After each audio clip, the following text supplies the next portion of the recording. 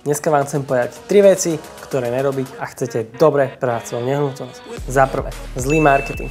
Veľa ľudí predá svoju nehnuteľnosť tak, že si nafotí svoj byt alebo dom iba telefónom. Je to ale veľká chyba, lebo predávate nehnuteľnosť, ktorú má nejakú poriadnu hodnotu a treba tam investovať do marketingu. Preto odporúčam najať si buď profesionálneho fotografa alebo kameramana, poprípade najať si realitného makléra, ktorý disponuje takýmito vlastnosťami.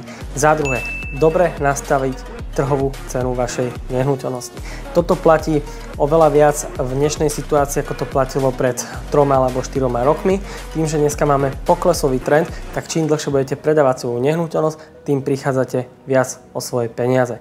Za tretie, nedávajte predávať svoju nehnuteľnosť 10 alebo 20 realitkám. Verte mi, nedosiahnete efekt, že by ste mali viac klientov, ale naopak, keďže väčšina realitok inzeruje na rovnakých portáloch, akurát v tom budete mať bordel, bude sa vám to tam miešať a hlavne vaša nehnuteľnosť nebude vyzerať tým pádom seriózne. Takže toto sú také 3 veci, ktoré treba dodržať a ak ich dodržíte, tak si myslím, že predáte aj v dnešnej zložitejšej situácii bez problémov svoju nehnuteľnosť.